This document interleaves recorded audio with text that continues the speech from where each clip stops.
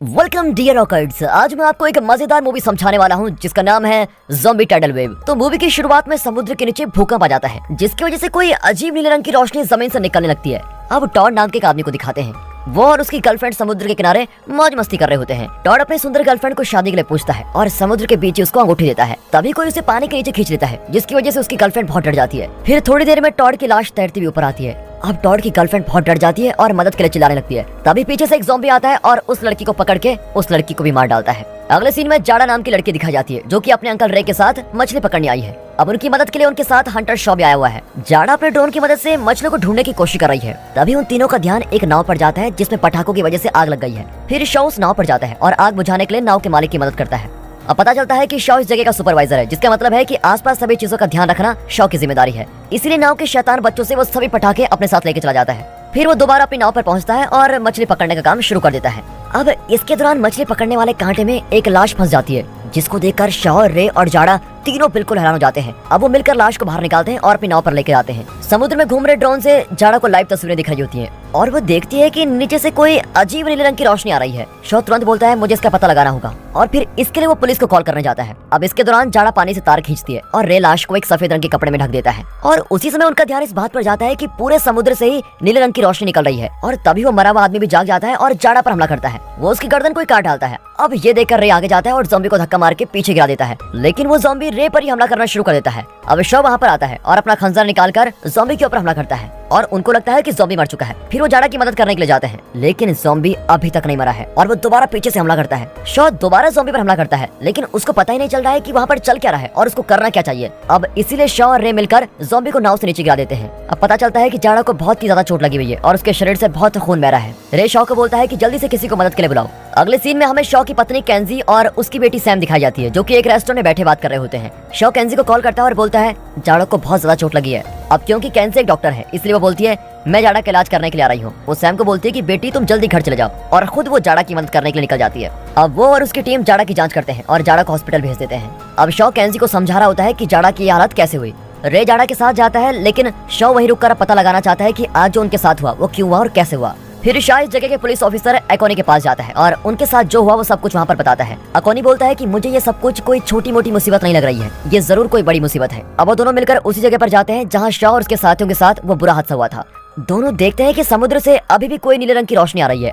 अब ये देखकर अकोनी बिल्कुल हैरान हो जाता है। अकोनी कैसे भी करके पता लगाना चाहता है कि ये नीले रंग की रोशनी कहाँ से आ रही है और क्यों आ रही है। फिर शॉ जाड़ा का ड्रोन कैमरा समुद्र की गहराई में भेज देता है और उनको एक पुराना जहाज दिखाई देता है। आखिरकार उनको ये तो पता लग जाता है कि अजीब सी रोशनी कहाँ से आ रही है। उनको वो ज़ॉम्बी भी दिखाई देता है जिसको शॉ ने पानी में धकेल दिया था। शॉ अकोनी को बताता है मैंने इस आदमी को अपने हाथों से मार दिया था, लेकिन फिर भी ये जिंदा पता नहीं कैसे बचा। हालांकि अकोनी इस बात पर विश्वास ही नहीं कर पाता और हंसने लगता है, लेकिन तभी बहुत सारे ज़ॉम्बीज उनकी नाव की तरफ आ रहे होते हैं। आखिरकार अकोनी को शॉ की बात पर विश्वास हो जाता है और उसको भी समझ में आ जाता है कि कुछ न कुछ बड़ी मुसीबत आने वाली है। फिर वो अपनी टीम से समुद्र का किनारा खाली करने को कहता है। अब इसके बाद शॉ और अकोनी दोनों वहाँ से भाग जाते हैं। अब अगले सीन में लोग समुद्र के किनारे घूम रहे होते हैं और उनका ध्यान समुद्र पर जाता है। समुद्र का पानी खुद पीछे होता जा रहा है। सभी लोग ये देखकर डर के वहाँ से भाग जाते हैं और तब देखता है कि ज़ॉम्बीज की एक बड़ी सेना तैरते हुए समुद्र के किनारे आ रही है। इसके बाद एक बहुत बड़ी लहर दिखाई देती है जो कि किनारे की तरफ आ रही होती है। सैम और उसकी दोस्त एक पुल के ऊपर खड़े हुए ये सब कुछ देख रहे होते हैं। शॉ की नाव भी पानी की लहर से ज्यादा दूर नहीं है और तभी उनको महसूस होता है कि ये लहर कोई आम समुद्री लहर नहीं है, बल्कि ये लहर तो वैम्पायर से भरी हुई है। इसलिए खुद को बचाने के लिए शॉ और अकोनी नाव के अंदर चले जाते हैं और अंदर आने के सभी रास्ते को ब्लॉक कर देते हैं। आखिरकार लहर किनारे पहुंच जाती है और लहर के साथ बहुत सारे वैम्पायर्स भी आ जाते हैं। अब शॉ और अकोनी नाव से बाहर आते हैं और तब उनको पता चलता है कि उनको बहुत सारे वैम्पायर्स ने घेर लिया है। अब दूसरी तरफ केंजी अपने दोस्तों को, जाड़ा और रे, सभी लोगों को अलग रखती है क्योंकि किसी को नहीं पता कि उनके साथ ये सब क्यों हुआ है। अब बीच पर दिखाते हैं तो ज़ॉम्बीज लोगों पर हमला करना शुरू कर देते हैं और इंसानों को भी अपने जैसे ज़ॉम्बीज बना देते हैं। बेचारे लोग खुद को बचाने के लिए भाग रहे हैं और ज़ॉम्बी से छुपने की कोशिश में लगे हुए हैं। अब देखते देखते ज़ॉम्बीज की संख्या बहुत तेजी से बढ़ रही होती है। अब तानी अपने पापा अकोनी को कॉल करने की कोशिश करती रहती है, लेकिन अकोनी को फोन लग ही नहीं पाता। यहाँ सैम, तानी और उसके दोस्त बहुत डरे हुए हैं क्योंकि उनको पता लग गया है कि ज़ॉम्बीज हर किसी को जान से मार रहे हैं। इसीलिए अब ये लोग भी यहाँ से भागने लग जाते हैं। अब इस भगदड़ के बीच शॉ और अकोनी बीच पर लोगों की मदद करने की कोशिश कर रहे हैं। शॉ वैम्पायर्स को गोलियां मारता रहता है, लेकिन कोई भी वैम्पायर मर नहीं पा रहा है। अगले सीन में जाड़ा दिखाई जाती है। वैम्पायर्स के काटने की वजह से अब वो भी वैम्पायर में बदल चुकी है। जैसे ही वो जागती है तो वो रे पर हमला कर देती है। तभी अंदर कमरे से चिल्लाने की आवाज को सुनकर एक नर्स अंदर आती है और जाड़ा उस नर्स को ही मार देती है, लेकिन इसकी वजह से रे को भागने का मौका मिल जाता है। अब शॉ और अकोनी को पता लगता है कि जिन भी लोगों को वैम्पायर्स ने काटा है वो सभी वैम्पायर्स में बदल रहे हैं। अकोनी बोलता है हम अकेले कुछ नहीं कर सकते, हमें और लोगों की मदद चाहिए, इसीलिए दोनों वहाँ से जाने का फैसला करते हैं। दोनों फिर पुलिस स्टेशन के लिए भाग जाते हैं। कार के अंदर शॉ को 2 लोग मिलते हैं। ये दोनों वही लोग हैं जो कि आग लगाने वाली नाव में मस्ती कर रहे थे। लड़के का नाम बेनली है। बेनली और उसकी गर्लफ्रेंड ज़ॉम्बी से बचने के लिए शॉ की गाड़ी में छुपे हुए होते हैं। अब हमें ड्रिस्कॉन नाम का एक आदमी दिखाया जाता है और वो एक ज़ॉम्बी को अपने साथ लेके जाता है। यहाँ केंजी जाड़ा को देखने के लिए आती है, लेकिन ज़ॉम्बी में बदल चुकी जाड़ा केंजी पर हमला कर देती है और उसका पीछा करने लग जाती है। इसी बीच रे केंजी को एक कमरे में खींच लेता है और दोनों की जान बच जाती है। केंजी बोलती है ये किस तरह की बीमारी है, लेकिन रे बोलता है ये कोई छोटी मोटी बीमारी नहीं है, अभी अभी एक लहर के साथ बहुत सारे वैम्पायर्स यहाँ पर आ गए हैं। अब यहाँ दिखाते हैं तो शॉ, अकोनी, बेनली की गर्लफ्रेंड ये सभी पुलिस स्टेशन में पहुंच जाते हैं, लेकिन वहाँ भी ज़ॉम्बीज घूम रहे होते हैं। कुछ ज़ॉम्बीज उन पर हमला कर देते हैं और बेनली को घेर लेते हैं, लेकिन खुद को बचाने के लिए वो अपनी गर्लफ्रेंड को ही वैम्पायर्स के बीच धकेल देता है। यार कैसा बॉयफ्रेंड है। अब उसकी गर्लफ्रेंड भी ज़ॉम्बीज का शिकार बन चुकी है। बेनली अंदर जाकर ज़ॉम्बीज और दूसरे पुलिस वालों के ऊपर बंदूक तानता है। पुलिस वाले उसको समझाने की कोशिश करते हैं, लेकिन बेनली तो पागल ही हो चुका है। वो तो एक पुलिस वाले को गोली मार देता है। फिर शॉ किसी तरह उसके पास पहुंचता है और कुछ मार के उसको बेहोश कर देता है। अब वो सभी बेनली को रस्सी से बांध देते हैं, क्योंकि वो बदतमीजी कर रहा होता है और सभी को मार रहा होता है। सैम और उसके दोस्त ज़ॉम्बी से बचते हुए भाग रहे हैं और वो एक बहुत ही बड़ी मार्केट में पहुंच जाते हैं। वहाँ सुपरमार्केट में भी ज़ॉम्बीज हैं। अब सैम और उसके दोस्तों को देखकर ज़ॉम्बीज उनका पीछा करने लगते हैं। सैम और उसके दोस्त बचने की बहुत कोशिश करते हैं, लेकिन तानी के बॉयफ्रेंड को एक ज़ॉम्बी पकड़ लेता है और उसको सभी के सामने मार देता है। बाकी के ज़ॉम्बीज भी उन बच्चों पर हमला करने आते हैं, लेकिन किसी तरह से सैम और उसके दोस्त बचकर बाहर निकले जाते हैं। लेकिन इस भगदड़ के बीच तानी, सैम वगैरह एक दूसरे से अलग हो जाते हैं। अब दूसरी तरफ दिखाते हैं तो अकोनी बाकी के पुलिस स्टेशन पर कॉल करता है ताकि वो एम्पायर से लड़ने के लिए कोई मदद मंगवा सके, लेकिन बेचारे का रेडियो काम ही नहीं कर रहा है। अब इस बात से अकोनी बड़ा उदास हो जाता है कि मैं करूँ क्या। फिर वो लॉकर में पड़ा एक लेटर निकालता है। लेटर दवाई बनाने वाली किसी कंपनी का है और अकोनी उस खत को ही तबाह कर देता है। अब समुद्र के नीचे मिली पुरानी नाव के बारे में शॉ को भी कुछ जानकारी मिलती है। शॉ बोलता है कि रिपोर्ट्स के मुताबिक इस नाव को गाड़ियों को तबाह करने वाली जगह में होना चाहिए था, लेकिन ये तो समुद्र के नीचे है। इससे बिल्कुल साफ हो जाता है कि दाल में कुछ न कुछ तो काला है। अब ज़ॉम्बीज पुलिस स्टेशन के अंदर आने लग जाते हैं, इसलिए वहाँ से बचकर भागने के लिए ये लोग हथियार बाहर निकालते हैं, लेकिन उस बेनली को वही पुलिस स्टेशन में छोड़ देते हैं। बाहर देखते हैं तो बहुत सारे ज़ॉम्बीज घूम रहे हैं, इसलिए शॉ रॉकेट लॉन्चर का इस्तेमाल करता है और बाहर घूम रहे सभी ज़ॉम्बीज को मार देता है। इसके बाद वो वहाँ से भाग जाते हैं, लेकिन रास्ते में सबसे खतरनाक वाला अल्फा ज़ॉम्बी आ जाता है। वो ज़ॉम्बी को टक्कर मारते हुए आगे निकलते हैं, लेकिन उस टक्कर का उस ज़ॉम्बी पर कोई असर नहीं पड़ता। अब यहाँ दिखाते हैं तो सैम और उसके दोस्त अभी भी ज़ॉम्बी से बचकर भाग रहे हैं। रास्ते में उनको इवन मिलता है और सभी इवन की कार में घुस जाते हैं।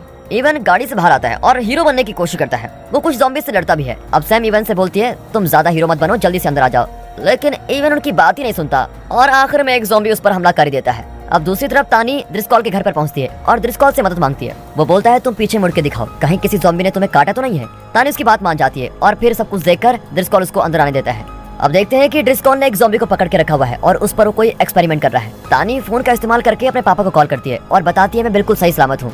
यहाँ बैन ने किसी तरह से अपने आप को बचा लेता है, लेकिन ज़ॉम्बीज में बदल चुकी उसकी गर्लफ्रेंड पुलिस स्टेशन में आ जाती है और बेनली को मार डालती है। जो जैसा करेगा वैसा पाएगा भाई। अब यहाँ सैम और उसके दोस्त को ज़ॉम्बीज ने घेरा हुआ है। सैम का दोस्त सैम को बोलता है तुम भाग जाओ, मेरे पैर में चोट लगी हुई है इसलिए मैं तो भाग नहीं पाऊंगा। ज़ॉम्बीज का ध्यान भटकाने के लिए वो गिटार बजाता है ताकि सैम गाड़ी से भाग जाए। तभी सैम और उसके दोस्तों की मदद करने के लिए शॉ और एकोनी वहाँ पर पहुंच जाते हैं। अब अपने पापा को देखकर सैम भागते हुए अपने पापा की तरफ जाती है। दूसरी तरफ सैम के दोस्त डैग को बचाने के लिए अकोनी गोलियां चलाता रहता है, लेकिन पीछे से एक ज़ॉम्बी डैग को मार डालता है। ये देखकर तीनों वहाँ से निकलने का तय करते हैं और गाड़ी में बैठते हैं। अब वो लोग केंजी को ढूंढने हॉस्पिटल जाते हैं और किसी तरह हॉस्पिटल में पहुंच जाते हैं। यहाँ सैम को पता चलता है कि हॉस्पिटल में कौन कौन सी चीज कहाँ है, इसलिए वो जल्दी से नर्स वाले कमरे में जाती है और वहाँ रखे हुए एक फोन से अपनी माँ केंजी को कॉल करती है। लेकिन कुछ ही देर में ज़ॉम्बीज भी हॉस्पिटल में आ जाते हैं और शॉ की तरफ आ रहे होते हैं। अब शॉ और एकोनी ज़ॉम्बीज से लड़ रहे होते हैं। फिर शॉ बिजली की कुछ तार निकालता है और ज़ॉम्बीज को खतरनाक बिजली का झटका दे देता है और अब की बार ज़ॉम्बीज सच में मर जाते हैं। आखिरकार केंजी अपने पति और बेटे तक पहुंची जाती है। अपनी माँ को पाकर सैम तो बहुत खुश हो जाती है। फिर सभी के सभी हॉस्पिटल से निकलकर कार में जाते हैं और ड्रिस्कॉल के घर निकलते हैं। जब सभी ड्रिस्कॉल के घर पहुंचते हैं तो तानी बाहर आती है और अपने पापा को इतने समय बाद देखकर बहुत खुश होती है।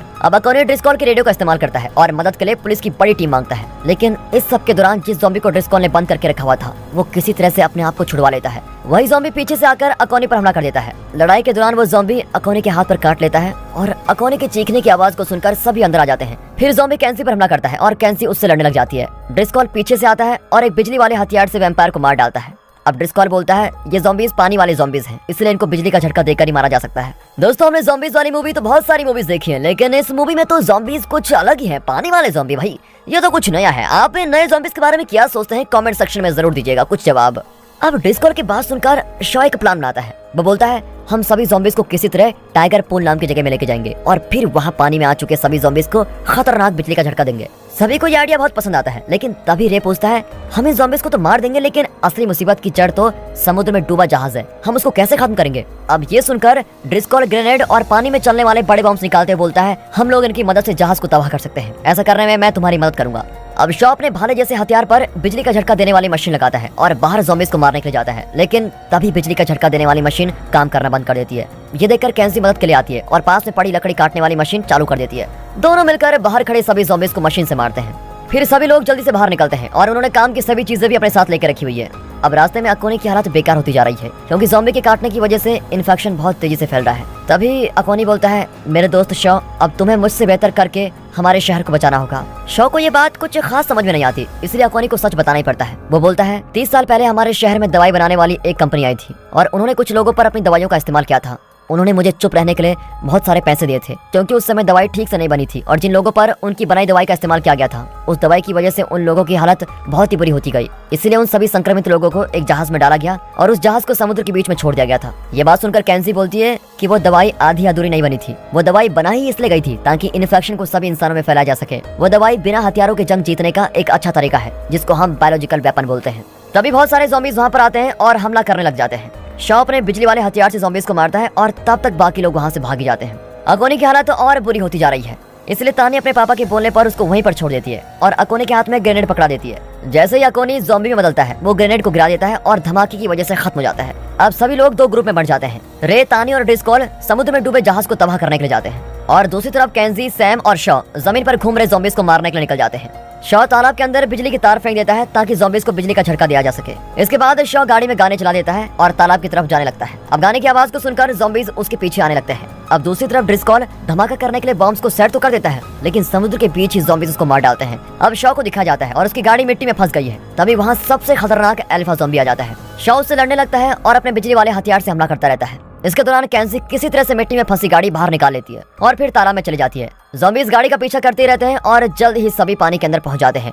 फिर शॉ भी किसी तरह उस अल्फा ज़ॉम्बी को घायल कर देता है और अपनी बेटी को बोलता है, सैम जल्दी से बिजली चालू करो। लेकिन बेचारों की किस्मत बहुत बुरी होती है। बिजली चालू करने वाला हैंडल फंस गया है। दूसरी तरफ रे का जहाज भी समुद्र के बीच फंस गया है और अब ज़ॉम्बीज़ भी उस जहाज पर आने लगे हैं। रे बोलता है, तानी तुम्हें यहाँ से जाना चाहिए, इन सब ज़ॉम्बीज़ को मैं रोक कर रखता हूँ। लेकिन तानी तो रे को अकेला छोड़कर जाना नहीं चाहती और मना कर देती है। फिर किसी तरह रे तानी को समझाता है और तानी वहाँ से चली जाती है।